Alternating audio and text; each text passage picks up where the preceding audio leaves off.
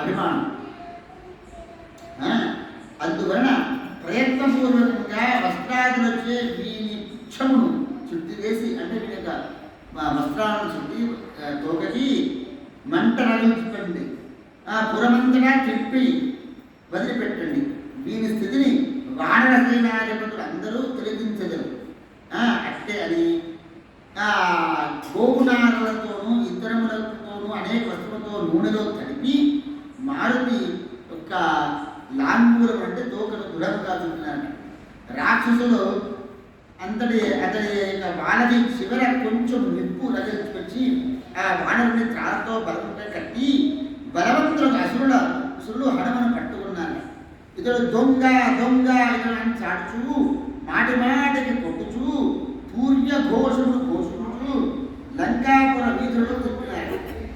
రాక్షసులకు గట్టిగా బుద్ధి చెప్పాలనుకున్నాడు హనుమంతుడు. వారు ఎంతగా హింసించను దాని అంతా కూడా నేర్పుగా సహించినాడు. అట్లు పశ్చిమద్వారం వరకు చేరినాడు. అతని మారుతి అది చిన్నవాడుగా మారి చుట్టుకలో బంధముల నుండి తప్పించుకుని గోపురంపై ఎగిరినాడు. వెంటనే గొప్ప పర్వతాకారునిగా మారి అక్కడ ఒక స్తంభమును పెరిగి గోపుర రక్షకులకు వారిని క్షణంలో చంపి కార్యశేషుడు ప్రారంభించినాడు. ఆ ప్రాసాదం నుండి ఇక ఇంటి మీదకి దుంగుతూ ఒక్కొక్క ఇంటికి దుంగుతూ అటువంటి మరొక ఇంటికి దుంగుతూ అలాగే ఒక్కొక్క ఇంటి మీద నుంచి ఇంకొక ఇంటి మీద దుంగుతూ అగ్ని జ్వాలను ఎదురుచూ ఆ తోకతో ఆ కపివీరుడు మహాఘోరం చేసినాడు. ఇంకా ఆ పరిగలు ప్రాసాదములు తోరణద్వారంతో సహా లంకానగరం పూర్తిగా పరశురాముడు చేసినాడంటే పరశురాముడు కదా ఏ విధంగా క్షత్రియ సంహారం చేసినాడో లంకాపురాన్ని మాత్రం కాల్చిపడేసినాడు. హా తండ్రి, హా పుత్ర, హా నాథ లబోదుగో కూర్చు ఆక్రమణ లంక అంతటా వ్యాపింపు చేసినాయట. రాక్షసి పడచులు భవనంపైకి ఎక్కి చేరి ఉండి అందరు అగ్నిలో పడచ్చు దేవతలని అభిపడుతూ ఉన్నారట. అంతే భీషణ గృహం ఒక్కటి వదిలిపెట్టి భీషణకి ఇంటి ఒకటి వదిలిపెట్టి ఆ లంకాపురం అంతా భస్మీపటం చేసినాడు. అంతటా మారుతాత్మీయుడు సముద్రంలోకి దూకి పుచ్చమును స్నానం చేయించి అగ్ని తెల్లార్చుకొని అది స్వస్థచిత్తుడైనాడు. వాయుదేవుని ప్రియమిత్రులకు చేత సీతతో ప్రార్థింపబడటం వలన అగ్ని ఆ బాణరుని యొక్క పుచ్చమును ఏమాత్రము కాల్చలేదు. సీతాదేవి అమ్మవారు తెలిసి అగ్నిదేవుడు ప్రార్థించిన అమ్మవారు ఆ సీతాదేవి అగ్ని చల్లగా ఉన్న అని అది ఏమాత్రం కూడా మంటలు రగల్చలేదు. సరికదా అత్యంత శీతలమైంది. ఎవరి నామస్మరణ వలన మానవుల పాపలని ప్రక్షాళనై మానవులు ఉండేటువంటి అగ్ని అంటే హృదయాగ్ని దగ్ధమై హృదయం పాపము రామనామము చేత దగ్ధమై పాపములను రచించి ఎల్లవేళలా కూడా భగవంతుడి అనుగ్రహం తాపత్రయ అనుగ్రహం కూడా వెంటనే ఎట్లు దాటిపోగలడు. అట్టి రాముని యొక్క ప్రత్యేక దూతమైన ఈ హనుమంతునికి ఈ ప్రకృతమైన ఈ యొక్క ప్రస్తుత పరిస్థితి ఈ యొక్క అగ్ని ఏ విధంగా గ్రహించగలదు అని ఆ పరమేశ్వరుడు చెప్తూ ఉన్నారు. ఆ పార్వతీదేవుడు, ఓ సీత, ఓ పార్వతి, అంతటా ఆంజనేయుడు సీతను నమస్కరించి ఈ మాట చెప్పినాడు. దేవి, నాకు అనుమతి, నేను ఇప్పుడే శ్రీరామ సన్నిధికి వెళ్ళి వచ్చేది. వెంటనే అనుమతితో రాముడు నిన్ను చూడగలడు అని ఇంత పలికి జానకి ముమ్మారు ప్రదక్షిణం ఆచరించి నమస్కరించి మారుతి బయలుదేరడం నుంచి మీ మాట చెప్పినాడు. దేవి, నేను బయలుదేరుచున్నాను, మీకు భద్రమవుగాక. రాఘవుని చిరకాలంలోనే తొందరలోనే అఖిల కాలంలోనే తప్పక చూచెదవు. సుగ్రీవ సైన్యుడైన లక్ష్మణుని కోట్లాది వాడడం కూడా చూచెదవు. అంత దుఃఖాలు జానకిని శ్రీరామపట్టుతో ఇలా అన్నదట.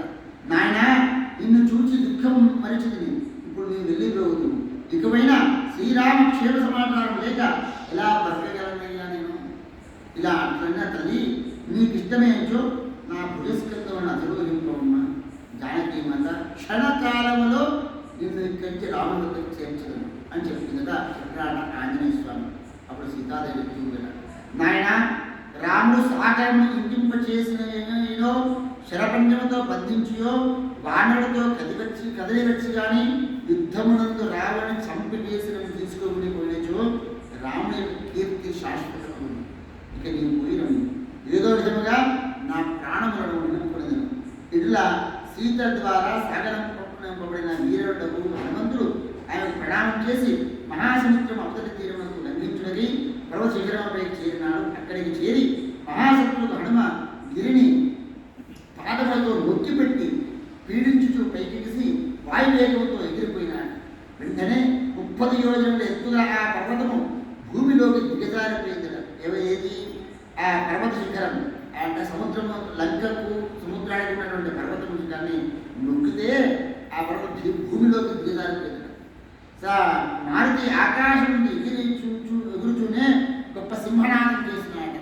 దానిని విని వానరులందరూ కూడా మారుతి వచ్చుచున్నాడు, మారుతి వచ్చుచున్నాడు, హనుమ వచ్చుచూ ఉన్నాడు అని తెలిసి మిక్కిలిగా ఆనందపడినాడు. వారందరూ కూడా గొప్ప ధ్వనితో కేకలు వేసినాడు. మన హనుమయ్యే విడుదలని నెరవేర్చు వచ్చుచున్నాడని అతడు చేసిన శబ్దముతోటే నాకు తెలుస్తూ ఉన్నది.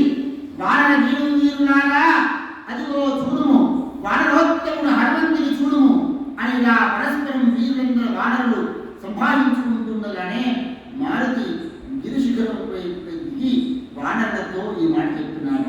నేను సీతాదేవి చూచితిని, వనములతో కూడి లంకాపురము ధ్వంసము చేసితిని, దశగ్రీవునితో సంభాషించితిని, అనంతరం నేను తిరిగి వచ్చితిని.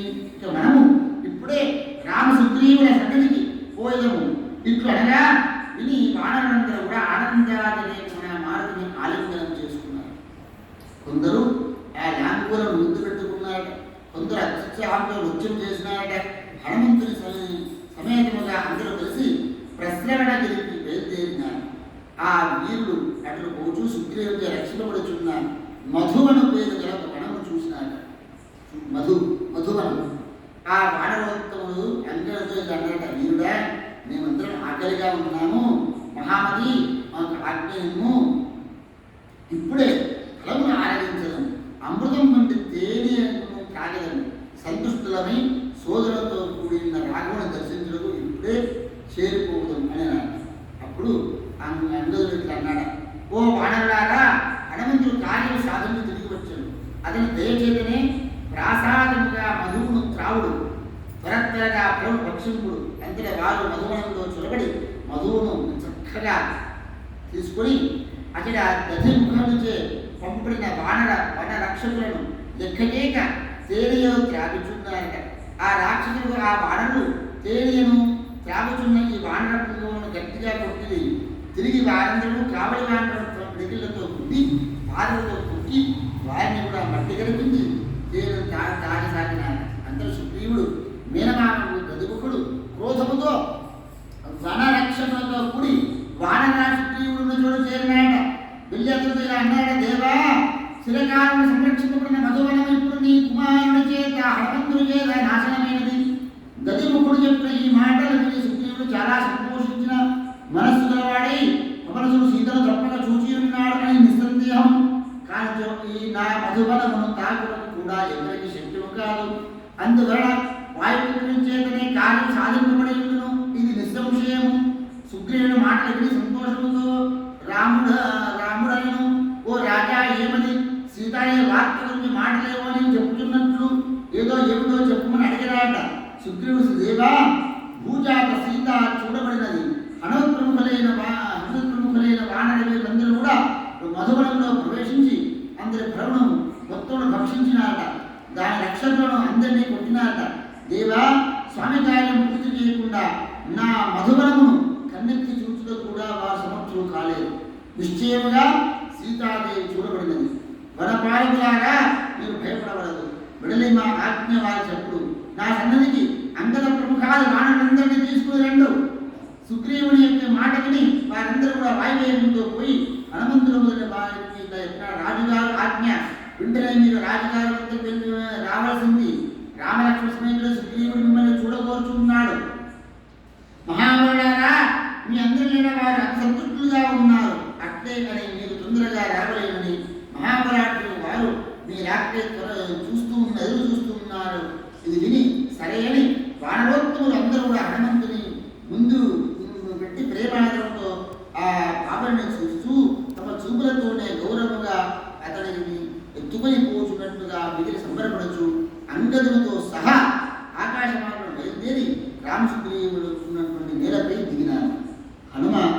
రాఘవుడితో ఇలా అంటున్నాడు. హనుమాన్ రాఘవేంద్రా దృష్ట్వా సీతారామయ సాష్టాంగం ప్రణిపత్యాగ్రే రావం పశ్చాత్తరీశ్వరం. ప్రభు, సీతాదేవి క్షేమంగా ఉన్నది, ఆమె నేను కల్లారా చూచుకుని అని పలికి అంతటా రాముని ముందు సాష్టాంగ నమస్కారం సుగ్రీవునికి నమస్కరించి పిమ్మట ఇలా అన్నాడట. వెంటనే రాగానే రాముడు ఇంత ఆంజనేయ స్వామి వానరదేవుడు కూడా మొత్తం లంకాదాన్ని ఎలా తగిలెట్టాను, ఏం చేశాను మొత్తం చెప్పినాడు. రాముడి దగ్గరకు వచ్చేసరికి అంజని కడిగి రామా అమ్మ క్షేమంగా ఉంది, నేను చూశాను అమ్మను అని చెప్పి నేను పెట్టినాడు. అంటే ఎవరి దగ్గర ఎంత మాట్లాడాలో ఎలా మాట్లాడాలో తెలుసుకున్నవాడు కేవలం ఆంజనేయ స్వామి ఒక్కడే. ఇప్పుడు తర్వాత చెప్తాడు ఏముంది. రాజేంద్ర శోకాగ్రన తల్లి జానకిని క్షేమం అడిగినది. ప్రభు, అశోకవనం శుభావృక్షమూలమున రాక్షసీ గరువు చుట్టూను పరివేష్టించుండగా ఆహారం లేక కృషించి ఉన్నది. మలిన వస్త్రములు ధరించి హా రామ హా రామ అంటూ శోభిస్తూ ఉన్నది. జడులు కట్టిన కేశములతో ఏకవేదిగా ఉన్నది. అటు సీతమ్మను నేను దర్శించుకుని మంగళరూపేణ ఆయమ్మ నెమ్మదిగా ఊరడింపబడినది. చెట్టు కమ్మనే సూక్ష్మ రూపం ఉంది. నీ కథను జనం మొదలుగా దండకాపమైన ప్రయాణం వరకు కూడా సవిస్తేలుగా తెలిపి నీవు లేనివే రావణ జానన అనంటినయు సుగ్రీవుతో మైత్రి వారిని వహించిన పిమ్మట ఆమెను ఎదుటై సుగ్రీవుకి మహాసత్వ బలులు మహాబలులు విజయోత్సాహులు వానరవీరులు ధైర్యులుగా అందరూ వివరించుకుని వారు అందరూ అన్ని దిశలు వెళ్ళినారనియు అందులో నేను ఒక్కడను లంకకు వచ్చుతనేయు తెలుపుతుని సుగ్రీవుని మంత్రిని రామ పరదాసులను భాగ్యమును నేను జానకిని చూడగలుగుతుని. కావున నేను ప్రదర్శన ఈ రోజు ఫలించినది. నేను చెప్పిన మాటలు విని ఆశ్చర్యానంతో విప్పాడ కనులతో సీతగా అన్నది. చెవికి అమృతము సోదరులే జాలువారి శుభాక్షరతో కూడిన మాటలు వినిపించువారు ఎవరు? నేను ఎవరి నుండి ఈ మాటలు వింటిని? నేను విన్న నిజమేనా, ఇంత సత్యమేనా అన్న ఆ వ్యక్తి నా ముందుకు వచ్చుగాక, నా కంటే కనిపించుగాక. అప్పుడు నేను మానరాకారంతో సూక్ష్మరూపంలో దాల్చి జానకి నమస్కరించుకుని ప్రభా దోషులకి దూరంగానే నిలిచిని. ప్రభు, ఎవడము నీవని సీతచే బహు విస్తారంగానే ప్రశ్నించబడుతుంది. శత్రుదమన సర్వమును క్రమముగా విస్తారముగా విజ్ఞాపనం చేసుకుని తర్వాత నీవు నాకు ఇచ్చినటువంటి ఉంగరము సీతమ్మకు అర్పించుకుని దానివల్ల నన్ను బాగుగా విశ్వసించినది. అటు పిమ్మట ఆ జానకి మాత నాకు ఇలా అన్నది. హనుమా, అరణ్యులు రాక్షసులకి నేను ఎట్లా బాధపడుతున్నాను నేను చూస్తుంది కదా, వారి బెదిరింపులు సర్వము రాఘవుడు నివేదింపుము. అప్పుడు నేను తల్లి రాముడు కూడా నీ వేళ చింతాగ్రస్తులై ఉన్నాడు, అంతేగాక నీ జాడ తెలియక రేయింబవళ్ళు నీ కొరకే తప్పిస్తూ ఉన్నాడు అని వివరించి తగిదముగా ఊరడించి అమ్మా నేను ఇప్పుడే పోయి విషయం అంతయును రాముడికి నివేదించదని చెప్పిదని.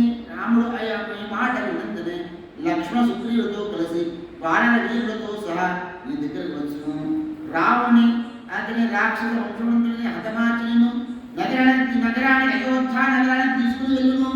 నన్ను ఆ స్వామి విశ్వసించినట్లుగా ఏదైనా గుర్తు ఇమ్ము అని అడగ్గా ఆమె కేశపాశమ ఉన్నటువంటి చూడాలని తీసి తమకు ప్రియమైన ఈ భూషణం ఇచ్చినది.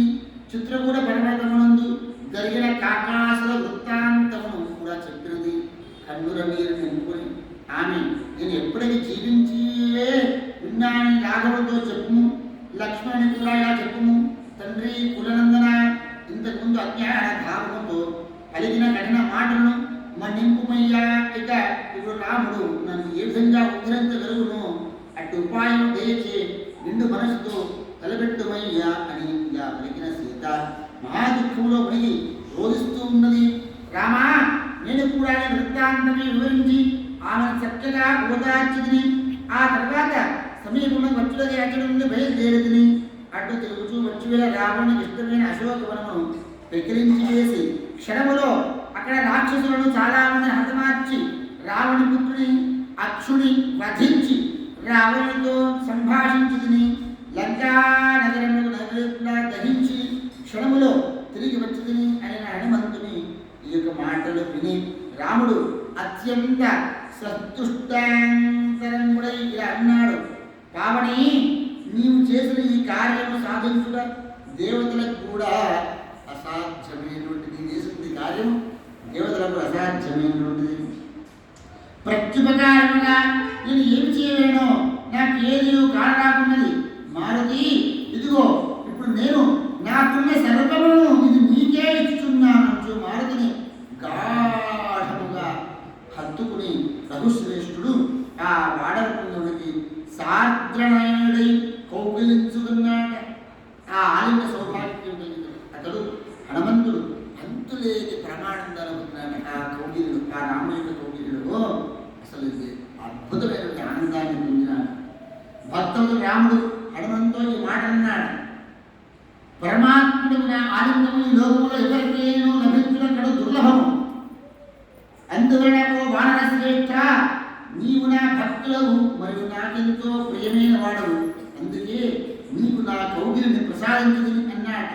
శ్రీరాముడి పాదపద్మములను తులసీదళంతో పూజించిన వారు, శ్రీరాముడి యొక్క పాదపద్మములను తులసీదళంతో పూజించిన వారు సాటి లేని విష్ణు పదమును పొందుదరు. అట్టి శ్రీరామచంద్రుడే రాశి కోసిన పుణ్యముల కంటైన హనుమంతుని అనుగ్రహించి స్వయముగా తన ఆలింగన సౌఖ్యం ప్రసాదించను.